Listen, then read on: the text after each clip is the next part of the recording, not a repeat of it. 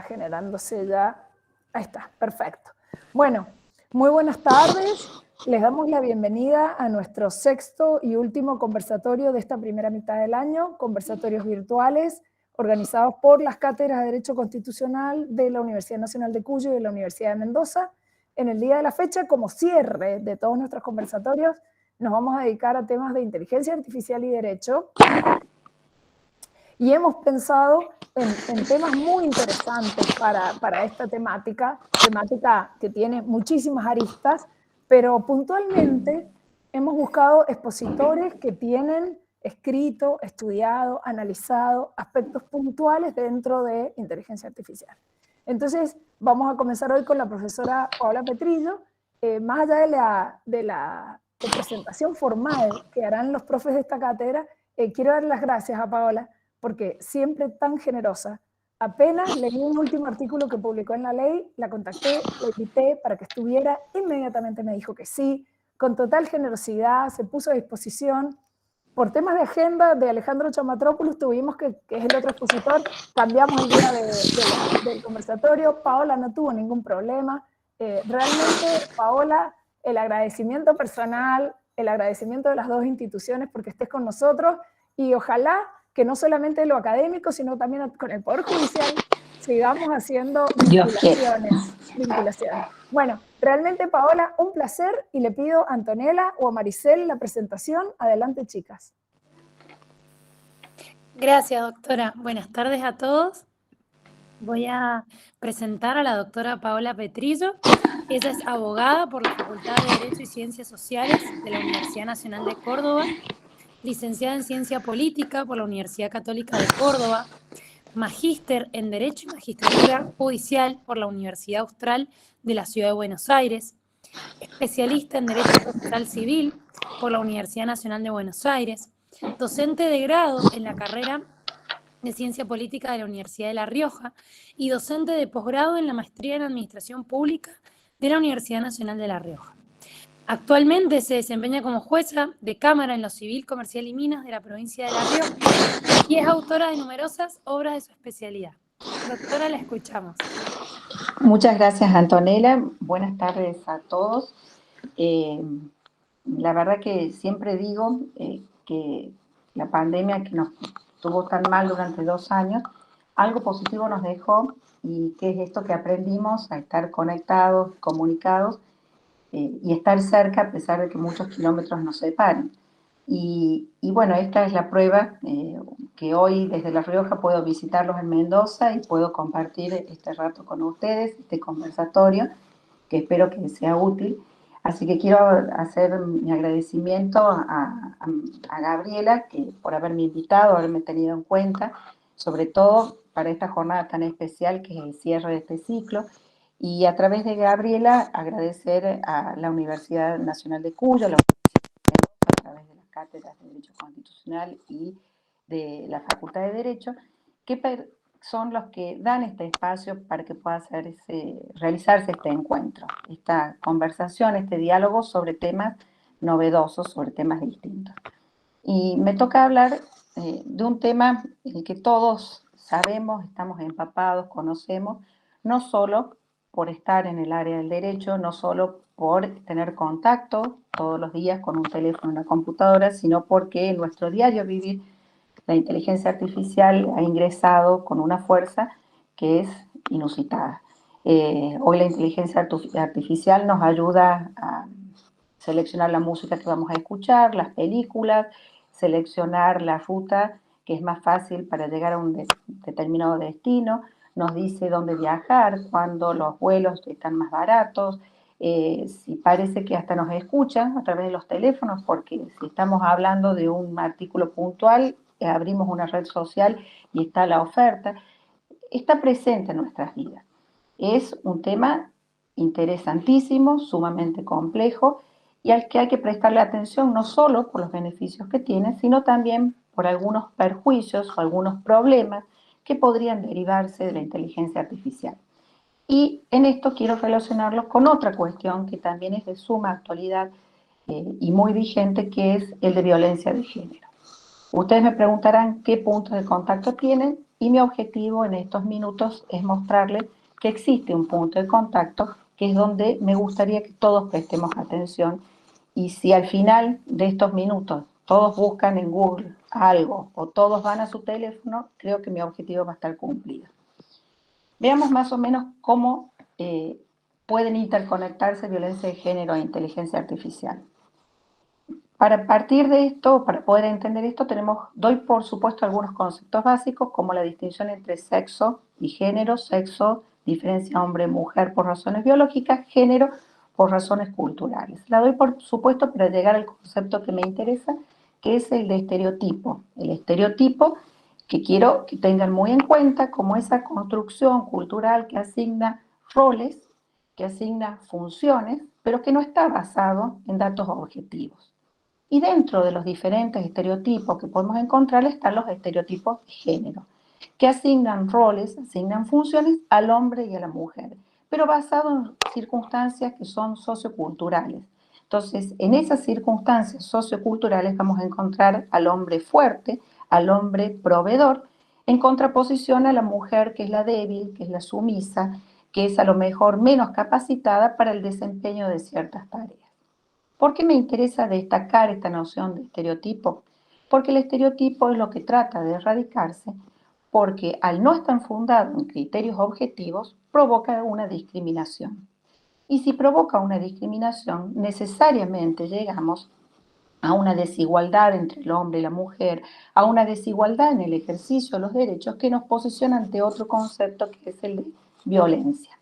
Violencia que va a ser entendida como todo acto, toda conducta, toda omisión, que está basada en relaciones asimétricas de poder, que puede derivar justamente de un estereotipo, que va a provocar una lesión a una mujer y en consecuencia va a afectar el ejercicio, la vigencia, el efectivo reconocimiento de un derecho fundamental, como puede ser la libertad, la vida, la integridad física o psíquica, la igualdad.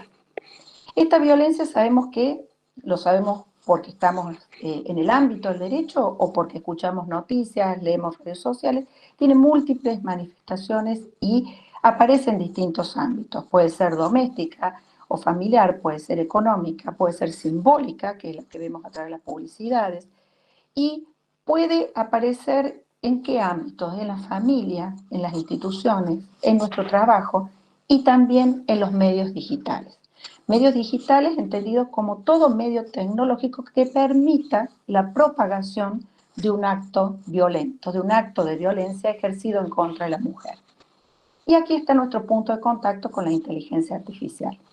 Hablar de inteligencia artificial, yo les dije al comienzo, es algo sumamente complejo. Hay muchos conceptos, incluso de lo que significa la inteligencia artificial. Vamos a tratar de dar uno en el que podamos comprender a dónde quiero llegar. Uno muy sencillo que nos habla de la inteligencia artificial como una rama de las ciencias de la informática que trata de simular algunas acciones del comportamiento humano. Ya les voy a decir por qué algunas acciones del comportamiento humano. ¿Para qué? Para resolver problemas, para tomar decisiones, para ejecutar acciones. Esta imitación del comportamiento humano, de alguna parte del comportamiento humano, lo va a hacer a través de la utilización de datos, de gran volumen de datos o de muchos datos, que los va a entrelazar a través de los algoritmos.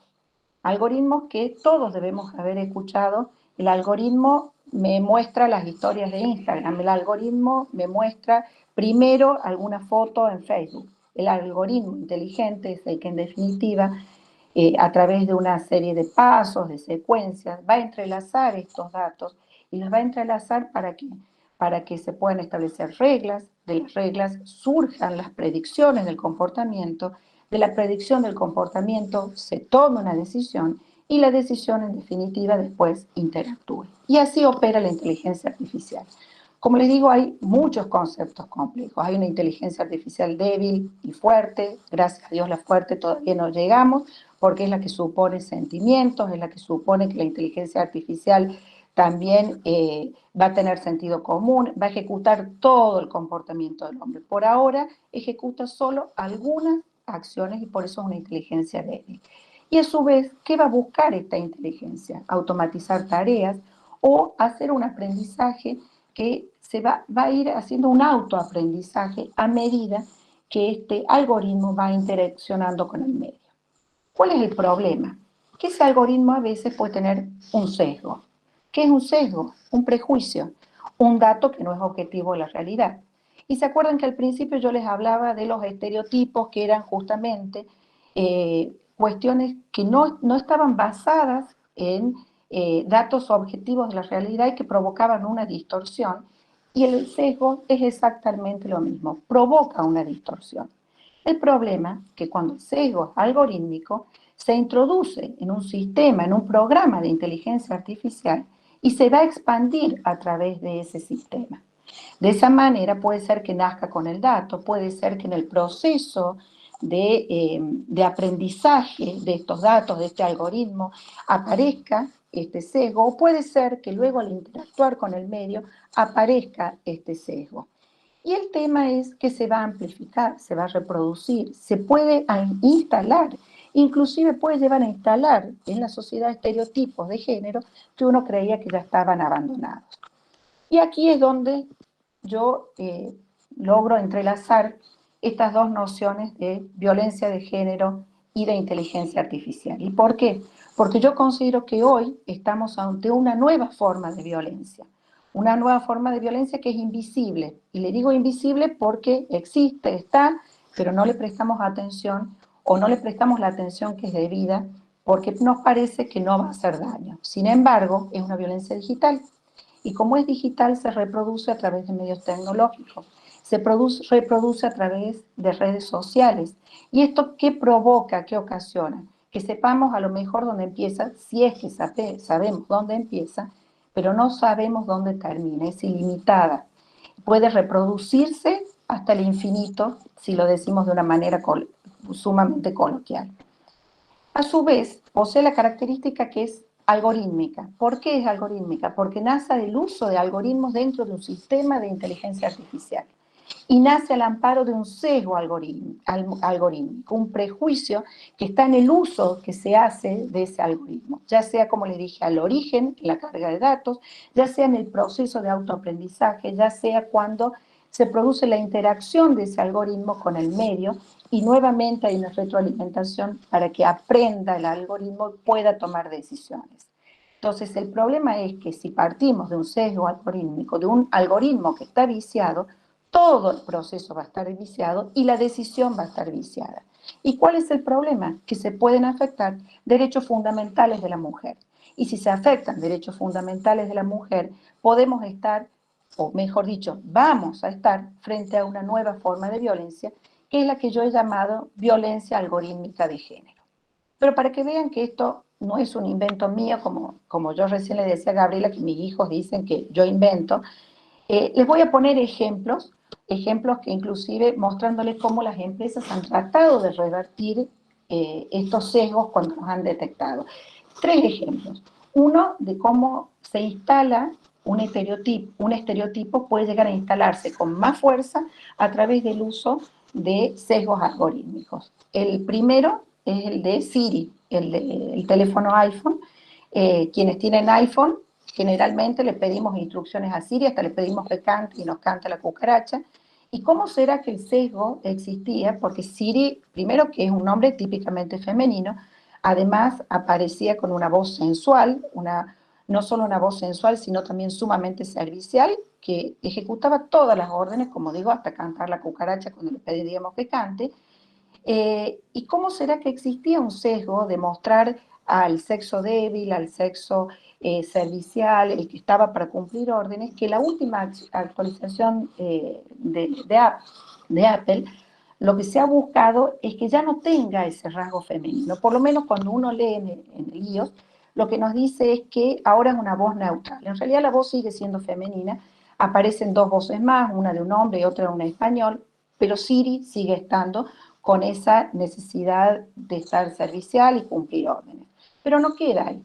En Google, por ejemplo, hasta hace unos meses, ahora también lo han corregido, si uno ponía trabajos de mujeres, ¿qué aparecían? La mujer era enfermera, la mujer era secretaria, la mujer era maestra.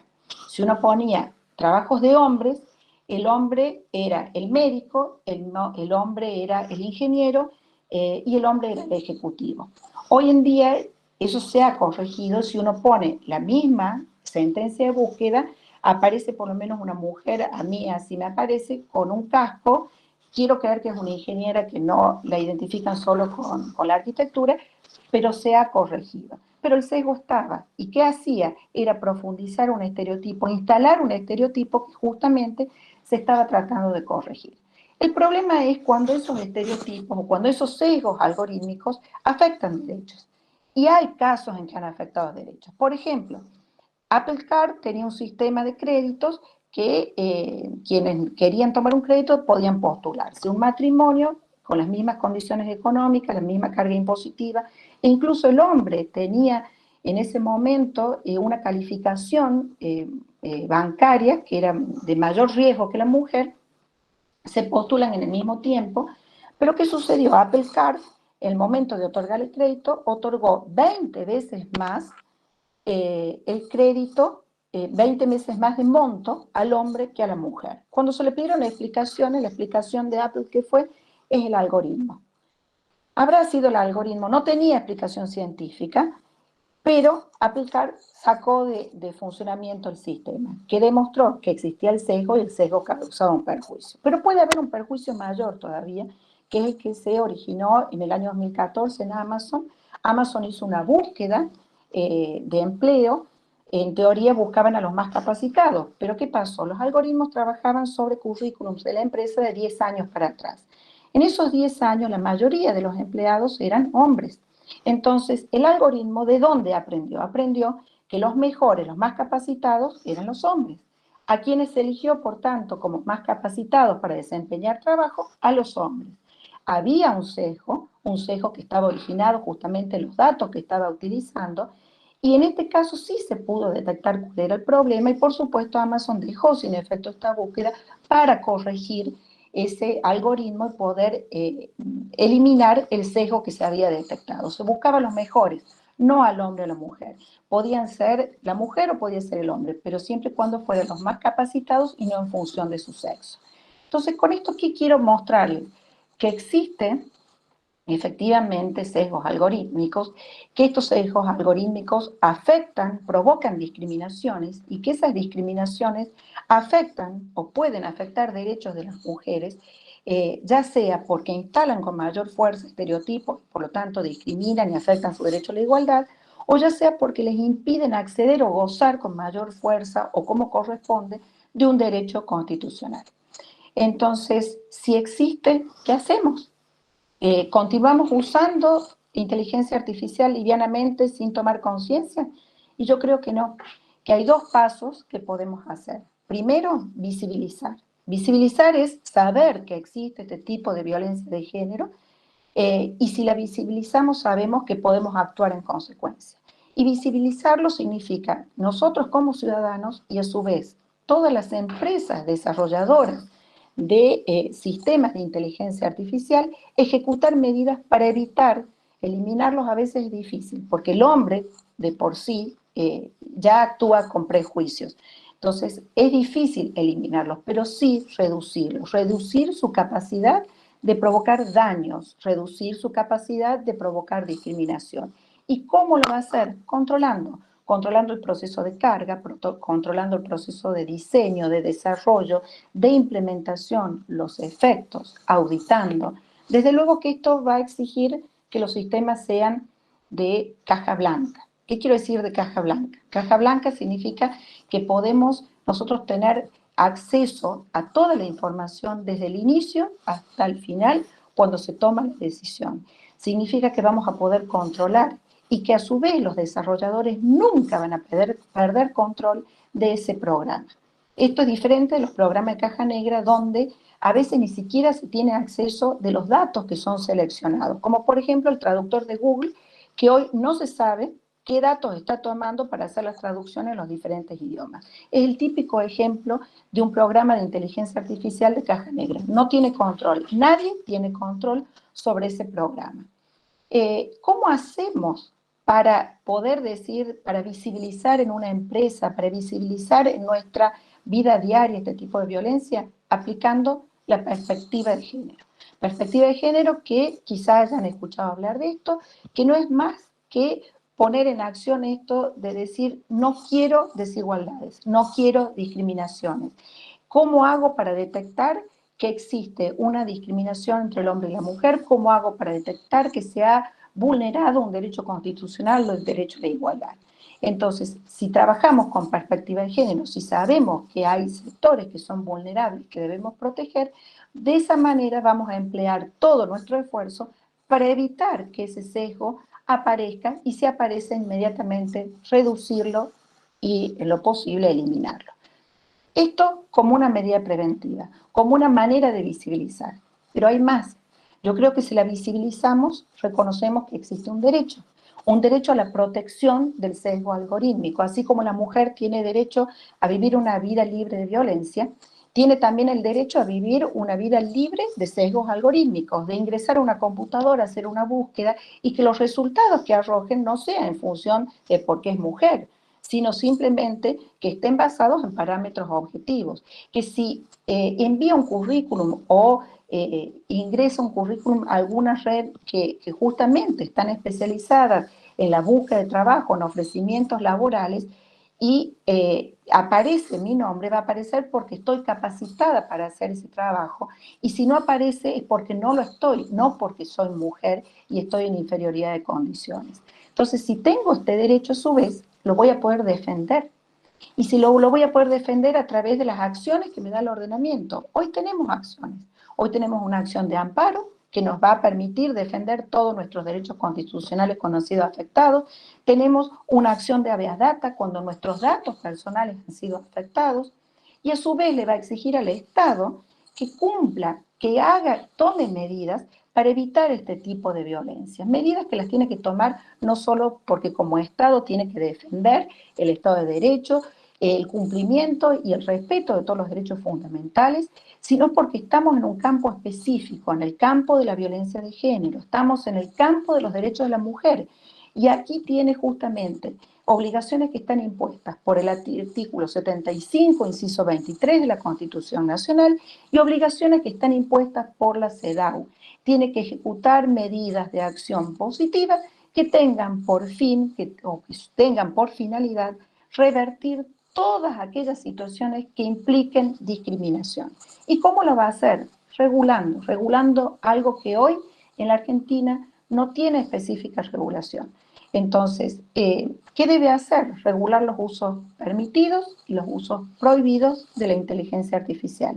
Determinar que todo aquello que contenga un sesgo algorítmico que esté basado en un estereotipo de género es un uso prohibido de la inteligencia artificial.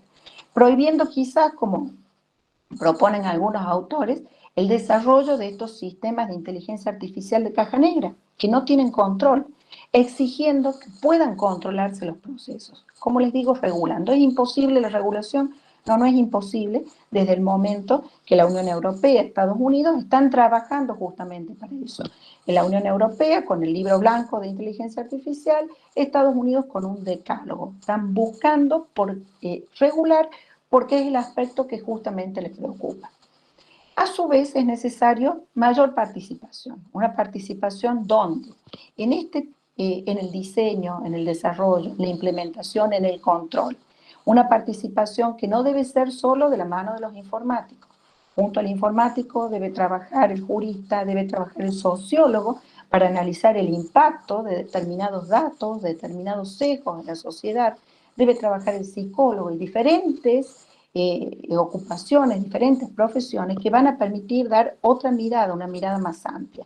Y esta mirada más amplia va a venir dada también de una mayor participación de las mujeres que hasta hace poco tiempo no se veía reflejada, por ejemplo, en las carreras que tenían que ver con la informática, por ejemplo, en el desarrollo de sistemas de inteligencia artificial, por ejemplo, en los cargos ejecutivos de empresas desarrolladoras de sistemas de inteligencia artificial. Un nuevo techo de cristal, a lo mejor, habría que investigar.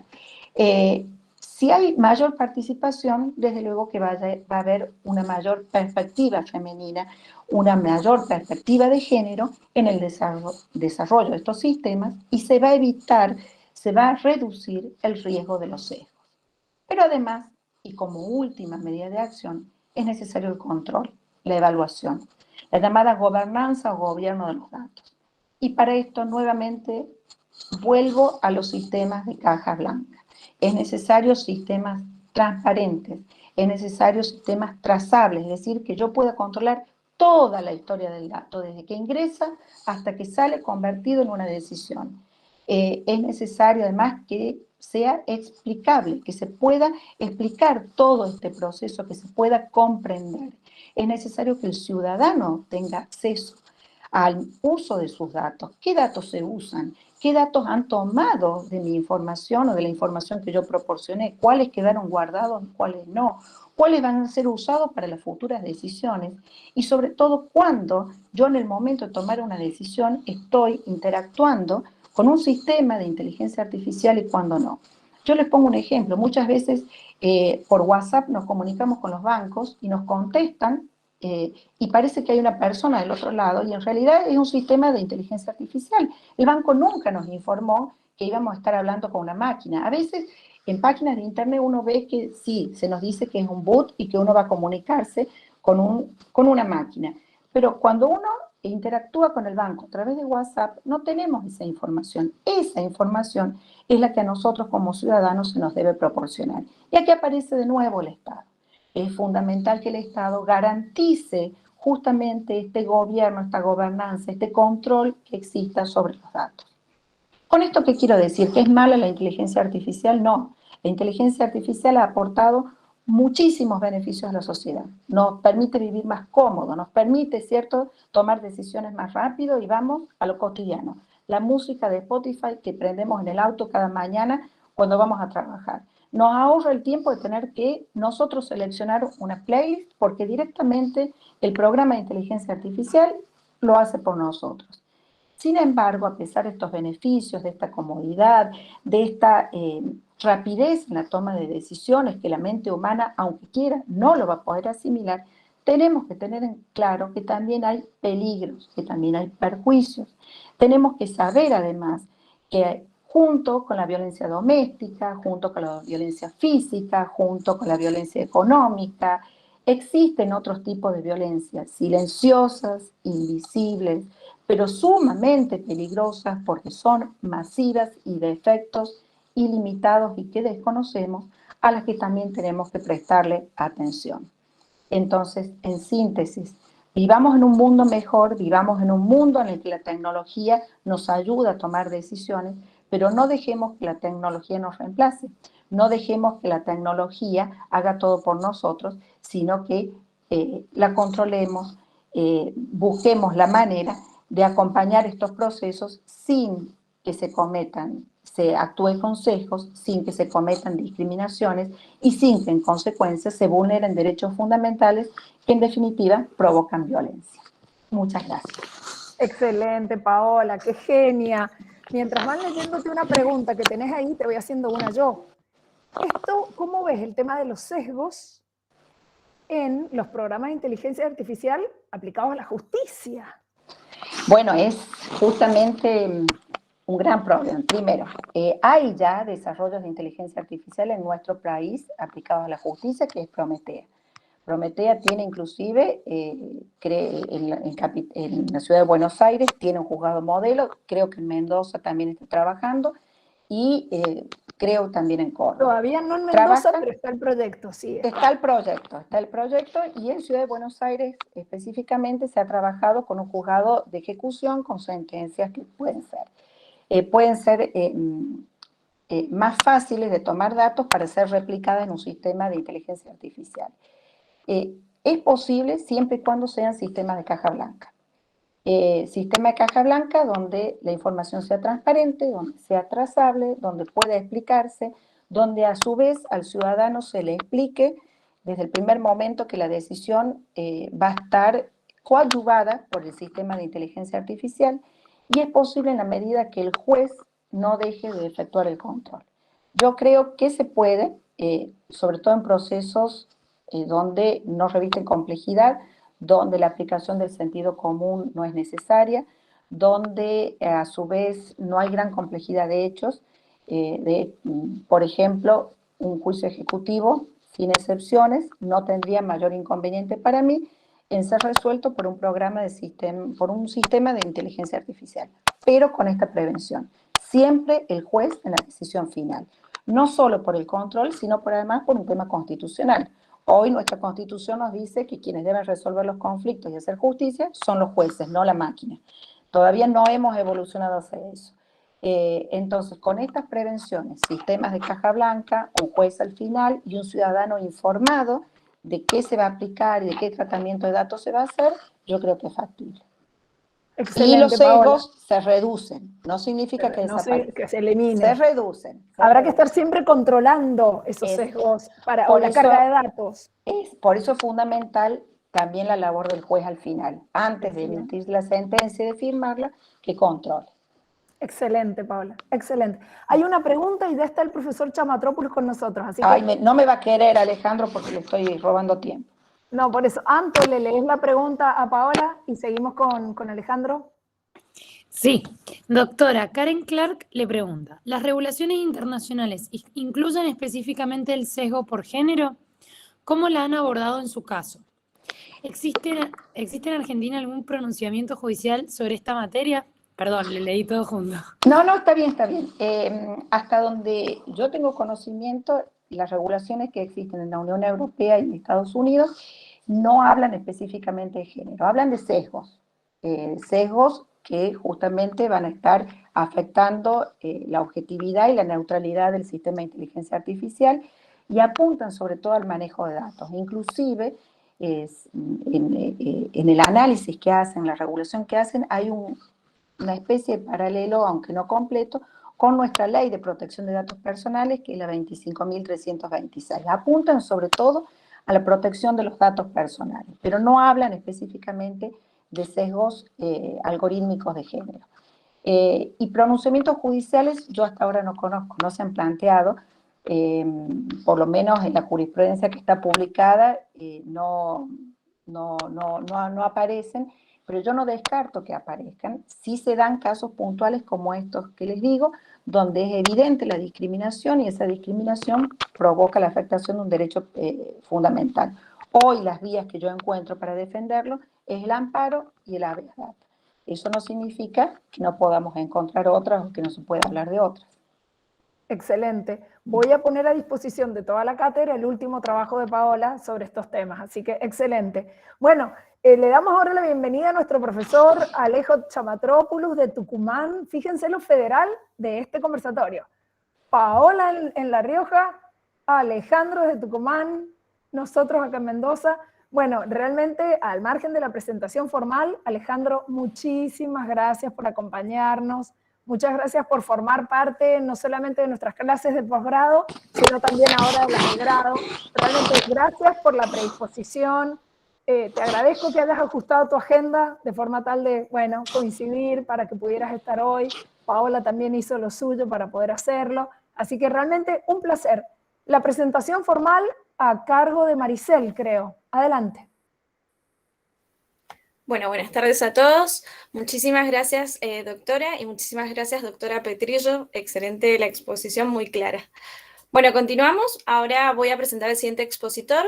Él es el profesor Alejandro Chamatrópolos. Es abogado por la Universidad de Tucumán, magíster en Derecho del Trabajo y Relaciones Laborales Internacionales por la Universidad Nacional 3 de Febrero, magíster en Derecho Empresario por la Universidad SADE, doctorando en Derecho por la Universidad de Buenos Aires, con tesis ya presentadas sobre neurociencias, ciencias del comportamiento, inteligencia artificial y defensa del consumidor. Director de la Diplomatura Internacional en Neurociencias y Derecho de la Universidad Austral, ex profesor titular de la Universidad Austral y en la Universidad Torcuato Di Tella, ex director del Observatorio Jurisprudencial del Código Civil y Comercial en el Colegio de Abogados de San Isidro, ex gerente de contenidos de Thomson Reuters en La Ley, actual relator de la Corte Suprema de Justicia de la provincia de Tucumán. Le cedo la palabra, doctor. Bueno, muchas gracias Maricel, muchas gracias Gaby por la invitación, te felicito Paola por la exposición y por todas las reflexiones referidas a un tema tan candente como el que tocaste, ¿sí? bueno, gracias fundamentalmente a los que están presentes acá en este momento, escuchando, y los invitamos, y calculo que comparte Paola, que pregunten y todo lo que se quieran sacar todas las dudas que puedan, con todo gusto estamos un poco para eso, para que esto sea un poquito un traje a medida. Complementando un poco las inquietudes y los planteos que muy bien señalaba la doctora Petrillo, ¿sí? Hay algunos temas sobre los cuales me gustaría dejarlos planteados, solamente por una cuestión de tiempo no vamos a llegar, pero simplemente para que nos vayamos con inquietud, ¿no? O con inquietudes, que es un poco el principal motor de todos por aquellos que participamos en la actividad académica o de capacitación, ¿no? Salir en peor situación que antes, ¿no? Con más dudas que al principio. Y lo primero que tenemos que señalar, sí, es en línea con aportar, a ver, para Paola y para mí sería muy cómodo hablar solo de las bondades de la inteligencia artificial, ¿no? Subirnos un poco a la ola y señalar solamente los beneficios, ¿sí? Pero hay unas inconsistencias que son cada vez más visibles y es importante marcarlas, sobre todo para que sepamos dónde estamos parados, ¿no? Hay un fenómeno que se ha trabajado mucho en el mundo de la ciencia del comportamiento, las neurociencias, que es un fenómeno llamado sobreexpectación de tecnologías, ¿sí? Que excede largamente a la cuestión vinculada a la inteligencia artificial hoy en sus distintas variantes, fuerte, débil, etc. Sino que cada vez que hubo algún hito tecnológico de mucha relevancia en los últimos 70 años, una primera etapa, un primer momento en el cual nacía una suerte de optimismo exagerado, ¿sí? Sobre las bondades o sobre lo que se podía lograr con estas herramientas, ¿no? Y sistemáticamente, ¿sí? Las reacciones fueron muy parecidas. Inicialmente un optimismo quizá excesivo, luego un periodo de meseta en el cual parecía que no pasaba nada, y luego de alguna manera, ¿sí? Un abordaje más realista de esto, buscando nuevas tecnologías para complementar lo anterior.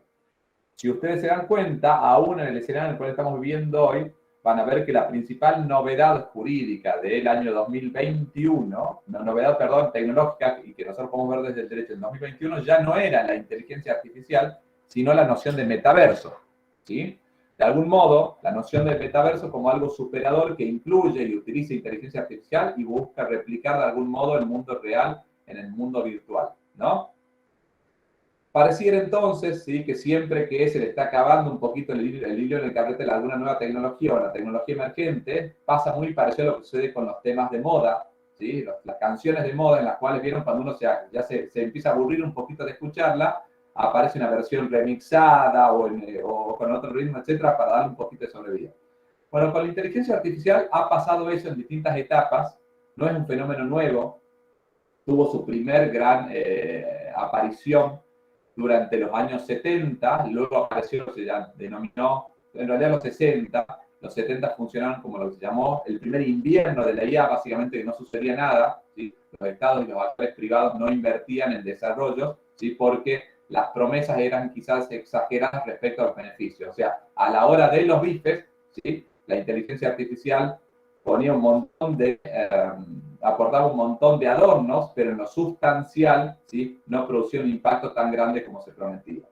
Luego en los años 80, eso se revirtió un poco y vino un segundo invierno que estuvo dado entre fines de los 80 y principios de los 90. Ustedes recordarán los inicios de Internet en los cuales no se hablaba fundamentalmente de inteligencia artificial. Esa meseta continuó hasta la aparición fundamentalmente de las grandes compañías .com que ustedes hoy conocen, ¿sí? Google, Microsoft, Google, Amazon, Facebook y Apple, ¿sí? Y el reinado que tienen hoy, ¿sí? Entonces, hoy nuevamente estamos ante otro periodo, otra etapa en la cual estamos, entre comillas, socialmente entusiasmados y asustados con los avances de la IA. Pero este fenómeno de la sobreexpectación de tecnología viene a hacer recordarnos, ¿sí? En que los cambios van a ser o pueden ser importantes, pero muy posiblemente de mucha menor implicancia de la que creíamos inicialmente o bajo la cual todo esto se promete, ¿sí? No es casualidad, ¿sí? Que hay quienes señalan, ¿sí? Desde el mundo de los mercados bursátiles, que generalmente las burbujas tecnológicas se van de algún modo, para evitar ser pinchados, se van replicando unas a otras con contagio y nuevas noticias, prometiendo un futuro mejor, un futuro más desafiante, ¿no? Hay quienes señalan que la noción de metaverso, ¿sí? Para entrar en un tema polémico, y el cambio de denominación de la razón social de Facebook a Meta en los últimos años, estuvo relacionada directamente con la pérdida del capital bursátil que tuvo esa compañía, que el año anterior anunció por primera vez pérdida de usuarios por primera vez en su historia, ¿sí?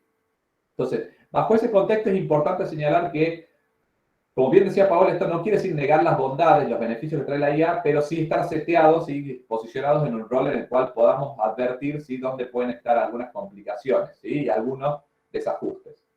Y ahí empiezan a aparecer algunas nociones que nos van a complicar. Por ejemplo, del punto de vista de la innovación, si nosotros decimos, bueno, ¿hasta dónde va a seguir avanzando la IA? ¿Sí? La IA se maneja con incentivos económicos. Desde el punto de vista de los desarrollos de IA y de investigación, se manejan con leyes económicas, ¿sí? Como en cualquier otra industria.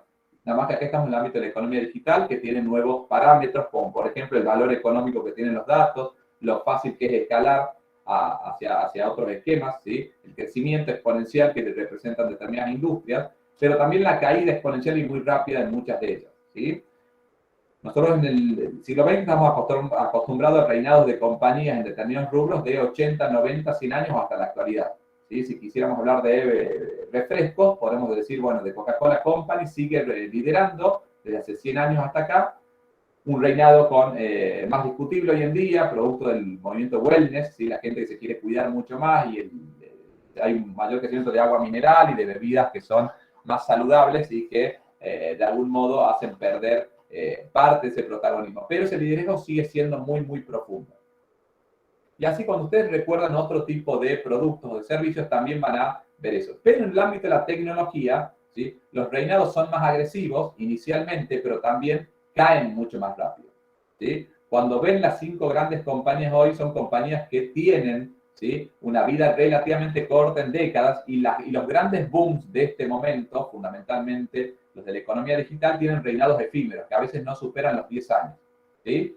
Entonces, piensen, por ejemplo, en TikTok.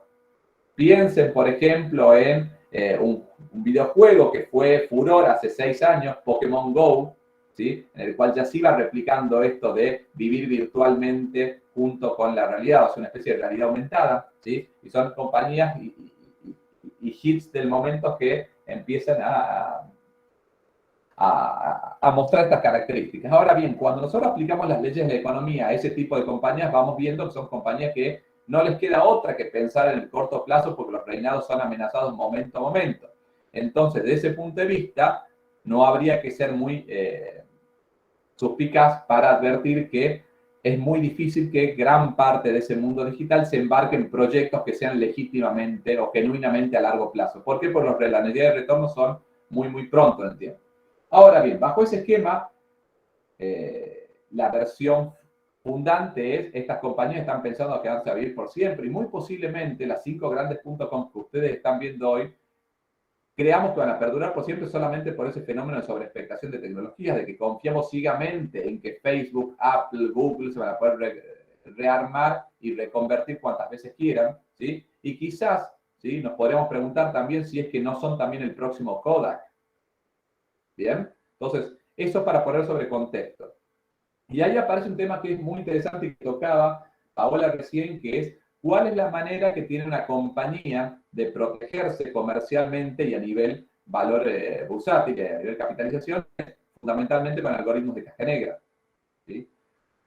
Hay una presión muy fuerte de que se abran, ¿sí? El funcionamiento de un algoritmo, pero también hay un legítimo planteo por parte de estas compañías, es decir, si yo abro y muestro mis cartas, ¿sí? Es cierto que voy a poder mostrar que mi funcionamiento está sesgado, pero también es cierto que le estoy mostrando esta información a mis competidores en un mercado que es muy, muy agresivo. Con lo cual, si todo es caja blanca, se pierde el incentivo clásico de la innovación. Es la misma discusión, fíjense ustedes, que se da en el ámbito de los laboratorios y la experimentación. El régimen de patentes en Argentina les dice básicamente cómo se soluciona esto. El que descubre un medicamento, X, la vacuna pirulo, ¿sí? Tiene un monopolio legal de 10 años o 20 eventualmente, los países varían respecto a esto, y después se abre y se lo puede vender como genérico. Es un primer periodo para explotarlo y luego se abre para el juego para todos, ¿sí? Ahora bien, cuando nosotros estamos en el ámbito del funcionamiento de los algoritmos, vamos a estar en un escenario mucho más complejo, que bien plantea Paola, que está dado por las demandas crecientes vinculadas a los derechos fundamentales del derecho de las personas a saber cómo se toman determinadas decisiones sobre mí y cuándo puedo quedar afectado, ¿sí? En mis derechos fundamentales. una de las manifestaciones del género, pero hay un montón de otras manifestaciones de similar tónica que también se ven afectadas, ¿sí? Colectivos vulnerables a nivel económico, social, etc. ¿Sí? Hoy un algoritmo podría decir que si Alejandro Chamatrópolis vive en tal pueblo, tal barrio, tal ciudad de la provincia, su trato puede ser más desfavorable en una preselección de currículums que si vive en una ciudad que sea más acomodada. ¿Sí? ¿Por qué? Porque precisamente todos tomamos decisiones con prejuicios todo el tiempo, sistemáticamente y hasta cuando no nos demos cuenta. Ahora bien, sí, la ventaja sería, si yo abro las cajas de los algoritmos, poder intentar controlar, matizar, ¿sí? O mitigar estos efectos. Pero lo cierto es que me voy a encontrar con una fuerte resistencia basada en toda la normativa vinculada a secretos industriales y comerciales que van a decir, no, no puedes llegar hasta acá porque estás afectando la innovación. Y si afectamos la innovación, nadie va a querer desarrollar alguno de esos algoritmos tan útiles que las personas quieren para su vida cotidiana.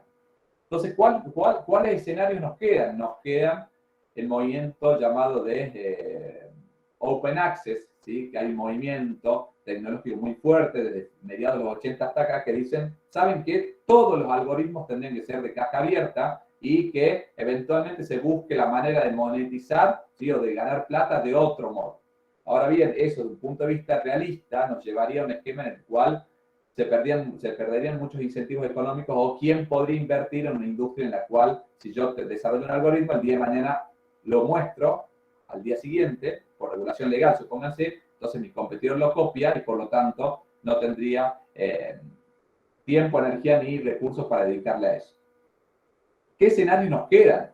Nos queda lo que es particularmente interesante, que va a tener un debate muy importante, que es los únicos sectores o gran parte de los únicos sectores que estarían en condiciones de liderar este tipo de movimientos serían paradójicamente los estados, ¿sí? O cualquier organización que no busque el lucro en sí, ¿sí? Que busque, sea por exigencias legales, como el deber de resolver de manera fundada, ¿sí? En términos constitucionales, el propio Código Civil y Comercial en su artículo 3, que digan, ¿saben qué? Si ustedes usan una herramienta, yo tengo que conocerla. Entonces, que no haya ningún riesgo, ningún miedo de mostrar los datos, porque aunque lo copie alguien, incluso copiarlo puede ser una ventaja o que hable del éxito de la herramienta. Muy posiblemente los estados, ¿sí? O jugadores a características o algunas organizaciones no gubernamentales que no estén involucrados directa ni indirectamente en la búsqueda de lucro, podrían eventualmente liderar esa iniciativa, ¿sí? Pero fíjense que estamos hablando de actores que hoy no son los relevantes en el tablero internacional, ¿sí? Y por supuesto hay un tema no menor que es interesante también, que empieza a discutirse, que son las compañías de triple impacto, que es una noción que viene más fundamentalmente del derecho norteamericano, que básicamente son las empresas socialmente responsables que intentan alinear sus objetivos de lucro con objetivos sociales, ¿sí? Incluso gran parte de las compañías .com participan formalmente de este tipo de ideas, ¿sí? El desafío va a ser ahí, ¿sí? ¿Qué va a ser lo que se va a permitir que funcione bajo un esquema de opacidad y qué va a ser aquello en lo cual se va a exigir que sea de naturaleza abierta, ¿no? Entonces, posiblemente ahí la atención de la compañía va a decir, abro la caja para todo aquello que no haga la estrategia, el corazón, al core de mi negocio, ¿sí? Y la legítima expectativa por parte de los usuarios va a ser, no, yo quiero que abras aquello que te está costando abrir. Esto es muy parecido a la genuina generosidad, ¿no? Cuando decimos, lo difícil no es tanto donar, sino donar aquello que cuesta. Cuando meto la mano en el bolsillo y me cuesta sacar el billete grande. Bien, bueno, ese es uno de los debates que se va a ir dando sobre esto. Y un último toque de advertencia para irlo cerrando, está dado también para poner un poco de paños fríos hacia todos estos beneficios que trae la IA, que particularmente me encantan, y a Paola calculo que también, pero creo que nuestra obligación es advertir sobre que no todo es un mundo color de rosa, que es lo siguiente, los algoritmos están pensados fundamentalmente para tomar decisiones o para asistir en la toma de decisiones.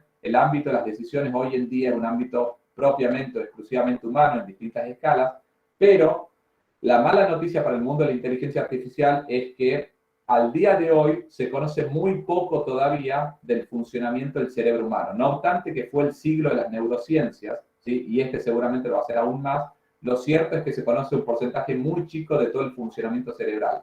Conocemos determinados procesos cognitivos específicos, pero no hay una explicación todavía del funcionamiento general del cerebro. El cerebro, en tanto y en cuanto toma decisiones, ¿sí? Ahora bien, si la inteligencia artificial, si recordamos a Alan Turing, es tratar de copiar al cerebro o tratar de actuar como si fuese una persona, y mi referente, mi parámetro es el cerebro humano, un cerebro que mayormente no lo conozco, la pregunta que nos podemos hacer es cuántos supuestos de mala praxis o de diseño defectuoso de productos estaremos teniendo sobre la mesa hoy en día y cuántos vendrán por delante. Porque si nosotros tuviésemos un estudio total, una comprensión total de cómo funciona el cerebro humano, sí podríamos copiar con mucha mayor tranquilidad, pero el escenario en el cual nos encontramos es todo el contrario, al punto tal que durante la administración Obama se buscó o se implementó, se lanzó un proyecto, el proyecto BRAIN, ¿sí? Que también tiene un paralelo en Europa con un proyecto que busca alcances similares, que en el caso estadounidense se trata para el año 2030 de intentar conocer, ¿sí?, todo o comprender todo el funcionamiento del cerebro, ¿sí? Faltan 8 años, 7 años y medio, ¿sí? Hoy se conoce menos del 20%. Un poco la aspiracional es tratar de lograr lo que logró James Watson y su equipo en su momento con el ADN, ¿sí? Con entender la secuencia entera del ADN, y una vez que se entendió todo eso, ¿sí?, se abrió un mundo enorme, sobre todo para el ámbito de la biotecnología, ¿sí? Con el proyecto BRAIN se apunta mucho a lo mismo, pero lo cierto es que hoy en día todavía estamos caminando sobre un terreno resbaladizo con más promesas que aplicaciones, ¿no? Quizás el paradigma es la conducción de vehículos autónomos, ¿sí? Todo el tiempo, si ustedes ven noticias, se dice que se van reperfilando, utilizando un término automovilístico, aparece la voz recalculando respecto a cuándo va a ser el momento en el cual los vehículos autónomos los podamos ver por la calle sin que nadie le llame la atención, cosa que se normalice, ¿sí? Y esa hipótesis estaba prevista para hacer algunos años atrás, después se habló del 2020, después del 2022, ahora Apple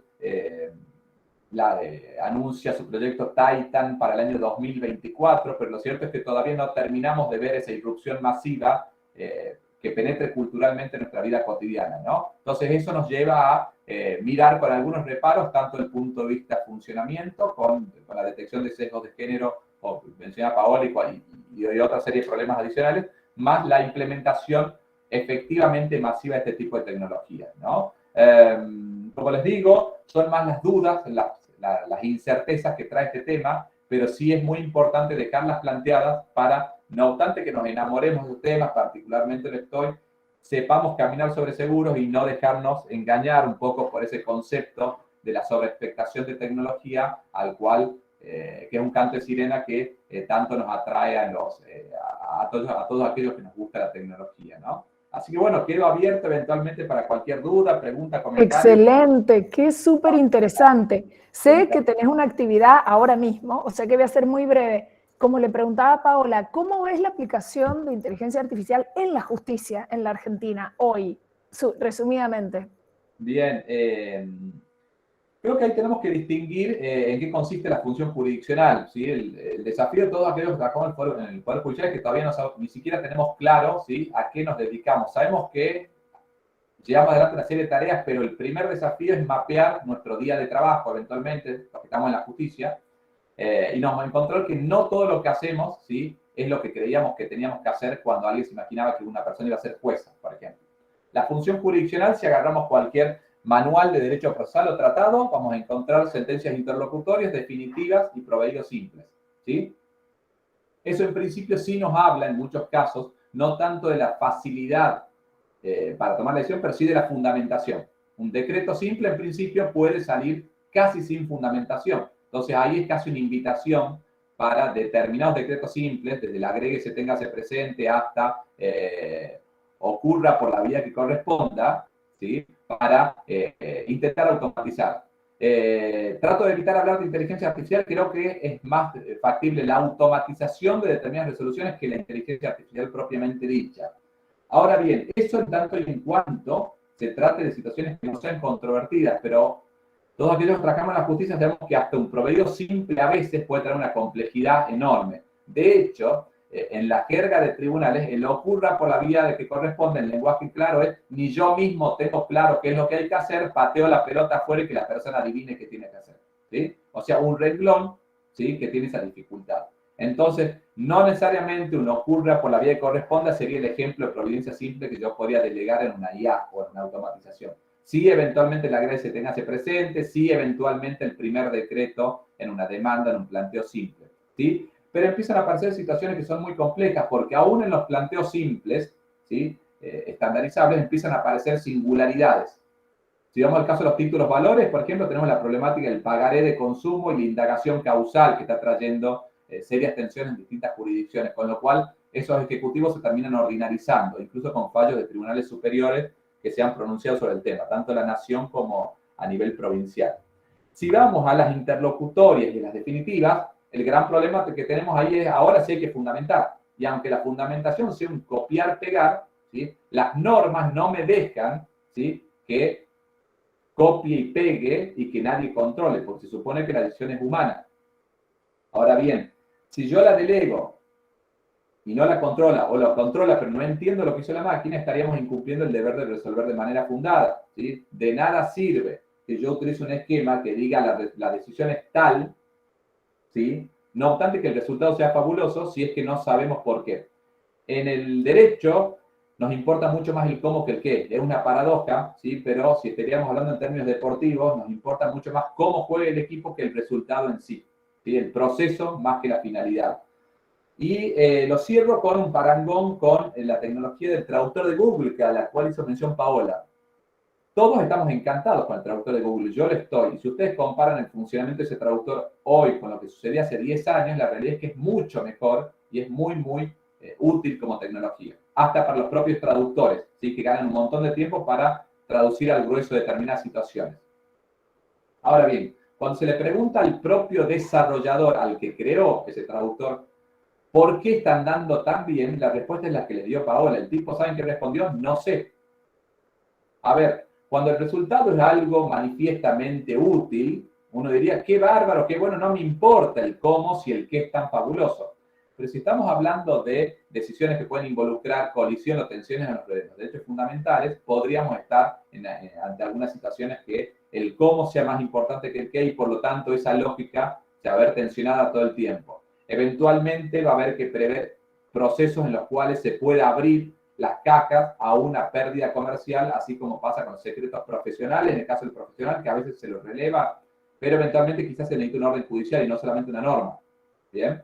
Y por último, Gaby, para terminar de cerrar este punto, incluso el traductor de Google está trayendo algunas complicaciones que están vinculadas con algo que manejás vos mucho más que nosotros como constitucionalistas, que es el fenómeno del Brexit aplicado, o el fenómeno de las autonomías, ¿sí? Aplicados a escala global, ¿no? Las culturas propias, los pueblos originarios, las propias lenguas, las propias regiones que buscan cada vez más reivindicarse como tales, entonces la cantidad de idiomas a traducir empieza a ampliarse cada vez más.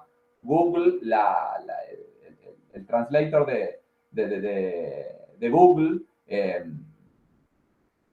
amplió ese listado, pero a ver, si uno va a África, por ejemplo, va a encontrar que hay tantos dialectos en una sola provincia, en un solo estado, que si yo los invisibilizo, estoy en una situación muy parecida también a los sesgos por otras razones, en las cuales estoy invisibilizando culturas, invisibilizando minorías, etcétera, ¿no? Con lo cual trae complicaciones adicionales y, como les digo, el desafío es hacerse cargo de la inteligencia artificial, pero intentando dar respuestas desde la óptica de unos derechos humanos 4.0, si se quiere, del siglo XXI, a todas estas tensiones o demandas sociales y comunitarias crecientes, ¿no? Excelente, clarísimo. ¿Tenés tiempo para una pregunta que la tenés formulada? Sí, por supuesto. Maricel, ¿tenés la pregunta? Genia, dale. Ahí se la hago. ¿Qué pasa cuando es el Estado y no un privado el que usa el algoritmo para fines cuestionables? Por ejemplo, el caso de Cambridge Analytica, en el Reino Unido con el Brexit y en las elecciones en Estados Unidos donde fue electo Trump. Se lo hace la pregunta Leandro Nicolás Quiroga. Bueno, esto es muy importante porque nosotros pensamos en términos de innovación abrazando solamente lo nuevo e innovar a veces conservar de lo anterior, de lo ya existente, todas aquellas herramientas que sean útiles. Y fíjense que a esa pregunta se le puede dar respuesta incluso, ¿sí? Con un libro que se denomina Lecciones de Derecho Constitucional, por ejemplo, ¿no? O sea, ¿qué pasa con el Estado, ¿sí? Cuando actúa como si fuese un particular o violando derechos utilizando su rol de Estado, ¿no? Fíjense que cambia el escenario, la escenografía, pero las respuestas siguen siendo las mismas, ¿no? Hoy en día, sí, quizá como variante, se puede hablar de los totalitarismos digitales, ¿sí? Hay una película muy interesante que no habla de tanto del rol del Estado, pero sí lo involucra, una película polaca, pero que no es aburrida, que se llama Hate o Haters, creo, que es un chico, básicamente la recomiendo, está en plataformas, en streaming, un chico que empieza de algún modo a generar una revuelta social, política, a partir de hacer pelear a grupos contra otros grupos en redes sociales, y finalmente eso que era virtual termina estallando a nivel social, ¿no? Y fíjense que no es muy distinto a lo que sucede hoy en día con los trending topics, con los bots, con distintas dinámicas que empiezan fundamentalmente en Twitter como termómetro de un país y que eventualmente se pueden replicar o no en revueltas sociales, etc. La respuesta concretamente de Leandro es que va a haber que establecer salvaguardas, ¿sí? Para cuando el Estado actúe de manera no alineada con los derechos fundamentales, porque de algún modo cambian, ¿sí? Los escenarios, pero esas bases siguen estando muy, muy presentes, y gran parte de lo que ya conocemos, de las herramientas que ya tenemos hoy en día, siguen siendo útiles para afrontar este tipo de situaciones, ¿no? Excelente, excelente. Bueno, para ser muy respetuosos del tiempo, principalmente de Paola y de Alejo, principalmente por ellos, bueno, damos por finalizado este conversatorio. ¿Quisieran por ahí, Alejo o Paola, decir algo más y lo cerramos? Yo solamente agradecerte una vez más, Gabriela, por esta invitación, y agradecerles a todos por el tiempo y por haber compartido esta hora con ustedes. Para mí ha sido sumamente interesante escucharlo, Alejandro, y ha sido muy enriquecedor poder estar esta horita en Mendoza, como les dije al comienzo. Gracias y espero verlos pronto. Bueno, y de mi parte, agradecerles especialmente porque es la primera vez que compartimos una actividad con Paola, y es la primera vez que le escucho dar una charla, así que aprendí un montón y salí más enriquecido yo que ustedes. Así que desde mi egoísmo salgo muy contento. Gracias. Me sumo a eso porque yo los he disfrutado a los dos muchísimo. Bueno, ha sido interesantísimo. Les agradezco mucho a los dos que dispongan de su tiempo, que compartan sus conocimientos con nosotros, con 2 cátedras de grado. Infinitamente agradecida porque son muy generosos en el tiempo y en sus conocimientos. Muchísimas gracias a todos nuestros estudiantes que están con nosotros, a las profesoras Maricel y Antonella, muchas gracias por el apoyo de siempre, y seguimos entonces en contacto en la cátedra, y tanto para Alejandro como para Paola les vamos a compartir este video para que lo tengan por si les interesa utilizarlo en alguna otra actividad. Bueno, muchísimas gracias a los dos, un placer. Gracias, Chao, muchas que tengan gracias. buenas tardes. Muchísimas gracias, gracias a todos, muchas gracias. Gracias, Maricel, doctora. Chao, Antonella, chao. muchas gracias. Gracias a usted, doctora. Muchísimas gracias. Hasta luego. Que anden muy bien.